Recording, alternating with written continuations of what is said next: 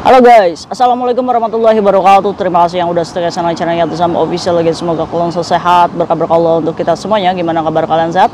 Alhamdulillahirobbilalamin. Guys, waras masalah kasam doakan yang lagi sakit Allah sehatkan. Teman kasam yang berjuang di rumah majikan tentunya diberikan kekuatan sampai finish. Teman kasam yang bahagia juga tentunya jangan lupa bersyukur. Oke. Hari ini kayak Yatisam akan membahas satu peristiwa. Ini penting banget ya cuy ya. Kadang kita tidak punya hutang bank di luar, kadang kita juga bisa beli baju bagus gitu kan, hidup secara layak, uang ada, uang maisung ada, tapi ujian itu ada aja cuy, ya kan? Ini ceritanya mbaknya ini benar-benar nggak ngerti bahasa Kantonis, hanya saja dia itu menjalani hari-harinya di rumah majikan itu cukup nyaman. Majikan nggak pernah komplain, bangun siang nggak pernah dikomplain, kerjaan oke, tapi ujiannya ada aja, sampai menjadikan si pekerja migran ini terlibat kasus kriminal ya, dimana dia sudah tertangkap CCTV bahwa kita memberontak pun, kita memiliki alasan apapun tidak akan dipercaya, karena CCTV membuktikan memang benar mbaknya mengambil cuy. Ingat, ini adalah kepanikan pekerja migran saat ketinggalan dompet dan sudah waktunya membayar.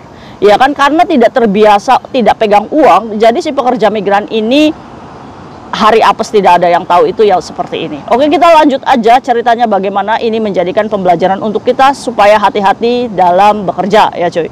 Kita sebut aja mbak ini namanya si Mbak A. Jadi si Mbak A kayak Yatisam, saya di sini sudah cukup nyaman sekali bekerja dengan rumah majikan juga nyaman. Selayaknya saya ya kayak Yatisam ya, belanja juga saya tuh selalu bawa uang lebih ya kan.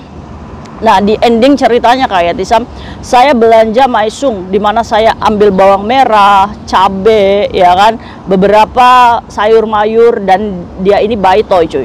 Termasuknya supermarket itu cukup panjang ya, maksudnya antriannya panjang gitu kan, otomatis ini harganya murah atau memang kualitas sayurannya bagus gitu ya cuy ya. Saat mbak ini buy toy dan waktunya dia membayar, yang terjadi apa cuy, dia sudah taruh nih keranjangnya, dan dia biasanya itu kan langsung ambil dompet ya cuy ya. Nah saat mbak ini mengambil dompet di tasnya, dia ternyata bawa hilang. Wah Kaisam, gaji 1 bulan itu ada di dompet saya kayak di saat saya melihat dompet saya nggak ada di tas, saya panik ya kan. Akhirnya barang-barang yang mau ditut sama kasirnya itu kan dimasukin lagi ke keranjang ya cuy ya, dan itu antreannya udah panjang banget. Panik kan, panik kayak gitu kan. Aduh, saya nggak tahu Kak Isam yang saya pikirkan apa, pokoknya disuruh antriannya panjang dan udah mukanya orang-orang yang baik itu juga udah nggak enak gitu kan. Sampai akhirnya saya nyisih dulu ke sini, ke samping ya kan. Karena saya malu ya kan, udah di tempat kasir gitu kan, dikirainya nggak punya duit. Akhirnya saya buka Alipay saya. Saya buka Alipay saya juga nggak ada uang Kak Isam, cuma sisa $50 gitu, dan nggak cukup untuk bayar belanjaan itu semua ya kan. Akhirnya saya minta tolong, telepon teman-teman saya. Nah saat saya telepon teman saya kayak Yatisam untuk minta beberapa Alipay dulu supaya bisa ini terbayar, dan saya nggak malu ya kan. Ingat ya cuy ya, kadang kita ini orang yang nggak pernah merepotkan orang lain, kita juga nggak pernah kekurangan uang gitu kan. Jadi keadaan kayak gini tuh mohon disituasikan bahwa memang mbaknya tuh benar-benar panik saat itu ya cuy ya. Ya kalau kita secara logika sih ya udah sih dibalikin lagi aja ya kan. Kalau kita nggak punya duit toh juga belum ditut juga di kasir ya kan. Itu bagi pemikiran orang yang biasa aja gitu kan, kayak kita gitu. Tapi mbaknya ini bener tipikal orang yang nggak pegang uang gitu cuy.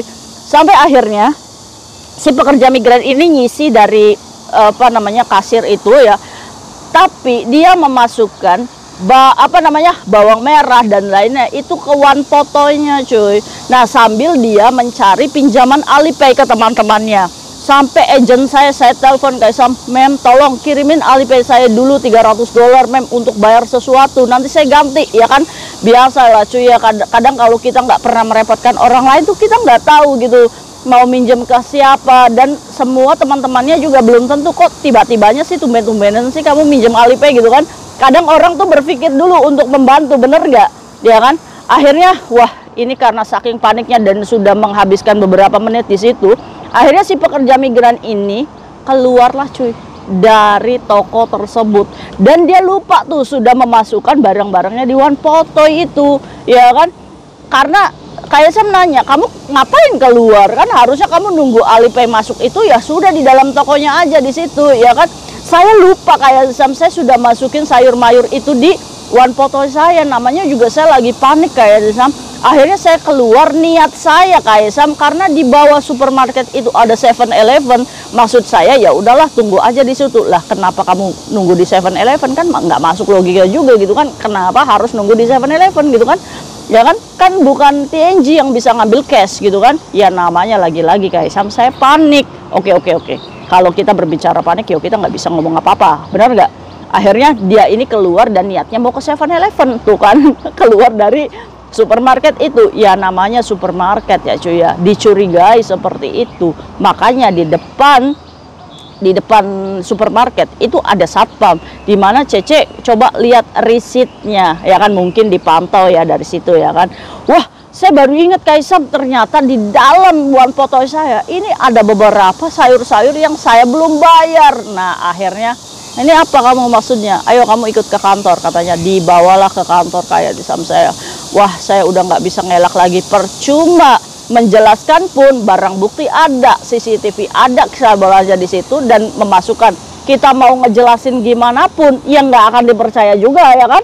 Pasti orang secara logika kenapa barangnya nggak ditaruh aja gitu kan, kalau memang kamu nggak niat ambil, bener nggak?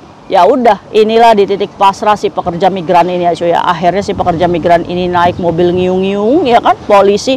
Akhirnya dia sampailah ke salah satu kantor polisi, di mana kantor polisi biasa SOP, di mana menyatakan bahwa udah kamu ngaku aja, nggak usah alasan kamu punya Alipay, ini nggak punya uang apa dan lain-lain, ketinggalan dompet, itu ribet nanti di pengadilannya ya kan.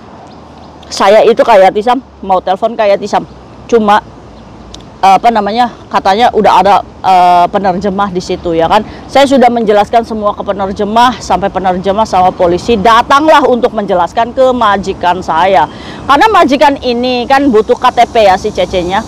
Akhirnya dia menelepon majikan untuk memberikan KTP-nya di salah satu kantor polisi. Ini juga majikan yang lagi nunggu-nunggu gitu kan, maisung Cece nggak pulang-pulang, tiba-tibanya Cece-nya udah ada di kantor polisi gitu kan. Ya shock juga majikan, ini kenapa Cece saya kayak gini. Akhirnya majikan nganterin KTP, setelah itu setelah SOP berjalan BAP sudah selesai, si penerjemah sama polisi gantian ke rumah si pekerja migrannya untuk mendapatkan barang bukti bahwa dia adalah memang benar-benar domestic helper ya cuy ya. Biasa barang bukti, biasa tuh sikat gigi kita difoto dan itu sebagai bukti ya kalau kita memang bekerja di majikan ya cuy ya. Sesampainya di rumah majikan, polisi ini ngomong kalau misalkan ini Cece kalau udah ketahuan kayak gini berarti dia sering melakukan. Saya nggak terima kayak di situ ya, tapi apa boleh buat gitu kan. Saya mau bisa membela apa? Memangnya benar ya Kaisam? Masa polisi ngomongnya saya udah mencuri 2 kali 3 kali gitu kan? Nah kan, pokoknya kompor banget nih, gacor banget itu, ya kan? Wadul sama si majikannya ini. Terus majikannya tuh ngomong kayak gini, setelah polisi dan penerjemah ini pulang, ya kan? Dan dikasih surat untuk datang ke pengadilan di tanggal 24 besok kalau nggak salah. Si majikannya tuh ngomong kayak gini, Cece, kamu tuh kenapa sih? Saya tuh nggak pernah komplain loh sama kamu. Saya juga nggak pernah marah kalau kamu bangun siang. Wah, diungkit kayak sama semua kebaikan-kebaikan majikan yang sudah memperlakukan saya baiknya. Namanya juga kita nggak tahu ya kayak sama, ya namanya sial. Toh saya juga nggak niat mencuri, ngapain juga saya mencuri bawang merah gitu kan. Saya loh ada uang ya, tapi saya nggak kebawa. Itulah kayak Tisam, karena saya lagi panik. Ini yang menjadikan hari apes itu nggak pernah tahu. Jadi saya flashback kayak oh mungkin ini dosa kepada suami ya cuy ya. Nah di sini nih tegurannya ya, Allah tuh menegur mbaknya ini karena apa? Karena sebelumnya dia ini berkonflik dengan suaminya cuy.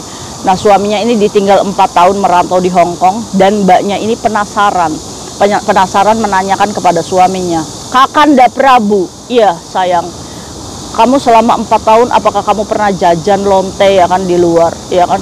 Si suaminya ini nggak enak cuy, dan nggak sudah taubat ya, dimana dia ini juga nggak mau bohong saat ditanya sama istrinya kayak gitu. Suaminya jujur, iya maaf papa itu nggak nggak kuat, sudah jajan 2 kali katanya cuy sama purel-purel di luar sana ya kan.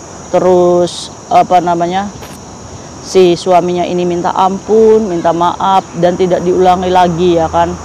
Nah kan, dari 2 purel ini si pekerja migran ini merasa marah. Dia mengatakan kepada suaminya, Kamu kalau misalkan memang mau kembali dengan saya, kamu tusuk pakai pisau panas di dada kamu, katanya. Ini kan drama ya. Akhirnya suaminya karena memang tidak mau kehilangan istrinya yang cantik dari lahir ini, ya kan, dia melakukannya, cuy. Dia panasin pisau, dia tusuk ke dadanya. Setelah itu sudah dilakukan, tetap aja belum memaafkan dan diblok ini suaminya. Dan teguran Allah itu benar-benar nyata bahwa manusia itu tidak berhak untuk menghakimi seseorang walaupun dia berdosa, ya kan. Kita boleh mengingatkan, ya kan. Kita berusaha, suami udah benar-benar berubah gitu kan, kitanya tidak tetap juga memaafkan gitu kan. Akhirnya ditegurlah seperti ini. Saya lo kayak Sam gak ada angin, gak ada apa, masa bentukan kayak gini mencuri bawang merah. aduh kayak Sam ketawa. Maaf, tenang ya kan. Ya syukur, alhamdulillah. Kalau sadar mah ya bener nggak, ya udah. Akhirnya kayak Sam saya ingat, wah iya ini rumah tangga saya. Akhirnya saya buka lagi blog suami saya dan saya minta maaf. Jadi kebalik, istrinya yang minta maaf sama suami. Inilah kalau misalkan dua insan yang masih mencintai hanya terjarak LDR, ya kan, sedangkan kita tidak bisa menguasai nafsu syahwat, ya terjadilah seperti ini. Tapi alhamdulillahnya mereka tidak sampai bercerai. Semoga aja kejadian ini bisa menyatukan mereka kembali dalam hubungan rumah tangga sakinah mawadah warohmah. Akhirnya mungkin saja ini doa suami, dengan kejadian ini si pekerja migrannya pensiun, ya kan. Kalau majikannya masih mau, ya pekerja migran ini bolehlah menyelesaikan kontrak terus-terusan, ya kan. Tapi kalau misalkan nggak mau nih majikan, bagaimana kayak Sam kalau majikannya nanti nggak mau, terus bagaimana proses sidangnya? Ayo kita bahas. Ini sering terjadi ya kan. Ingat kan kasusnya Uniqlo, Labubu, pencapitan, ya kan. Kalau kita belum tersandung criminal case, itu hakim akan memaafkan kesalahan kita pertama kali. Tapi dengan rentan waktu dalam 2 tahun kita tidak boleh melakukan kesalahan yang sama kalau kita tidak mau dipenjara, ya kan. Nah, biasanya si pekerja migran ini akan menghadapi 3 kali sidang. Sidang tuntutan, pembelaan, sama udah vonis, ya kan. Nah, polisi ini menyarankan mbaknya untuk mengaku saja, karena walaupun kita mengelak pun barang bukti itu menyatakan bahwa kita mengambil, walaupun kita tidak mengambil. Kenapa sih polisi jahat seperti itu? Sebenarnya polisi tidak jahat, coy. Polisi itu hanya mempercepat kasusmu supaya udahlah kamu mendapatkan pengampunan hakim aja nih.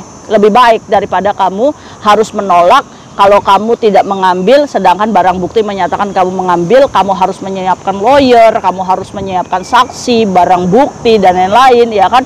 Ribet untuk kamu gitu kan. Maksud polisi itu seperti itu. Toh ujung-ujungnya nanti kamu pun tidak akan dipenjara, kamu pun akan dimaafkan hakim. Hanya saja kamu punya catatan, dalam 2 tahun tidak boleh melakukan hal yang sama, ya kan. Jadi buat mbaknya, ya udah nggak apa-apa, minta maaf sama hakim, hakim nanti mengampuni, nanti kamu tidak boleh dalam 2 tahun itu. Apakah nanti pindah majikan bisa turun kayak Sam? Visanya bisa, asal nanti setelah kamu selesai sidang nih, sudah ketok hakim, hakim memaafkan, ya kan, paling bayar denda. Nanti surat cashnya kamu foto.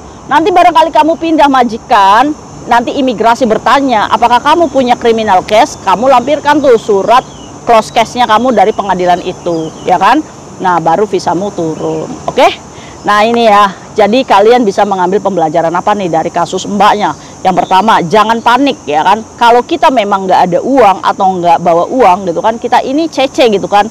Jadi udah muka ngegelo aja. Maaf ya, saya lupa bawa uang, saya nggak jadi beli. Bisa, ya kan, nggak usah malu, ya. Nah, itu. Yang ketiga, kalau kita memang belum bayar, jangan sekali-kalinya kita masukin barang ke one potoy, ya kan. Gunanya keranjang belanja tuh untuk apa? Ya udah di situ aja stay gitu kan. Nah, hati-hati buat kita semuanya, ambil hikmah dari pembelajaran mbaknya. Ini gara-gara panik menghantarkan dia bertemu hakim di pengadilan. Ngeri ya? Iya, ini namanya apes, nggak ada di kalender. Dan kita doakan semoga rumah tangganya mbaknya rukun lagi, sakinah mawaddah warahmah. Dan kita pun sebagai seorang istri tidak boleh melakukan seperti itu. Kita juga harus introspeksi. Oh iya ya, karena kita meninggalkan suami lama, ya kan, sedangkan kebutuhan biologis adalah kewajiban istri juga, bener nggak sih? Nah iya, kita juga sama-sama introspeksi ya. See you next video, bye bye. Assalamualaikum warahmatullahi wabarakatuh. Bye. Semangat mbak, nggak usah takut ya. Bye.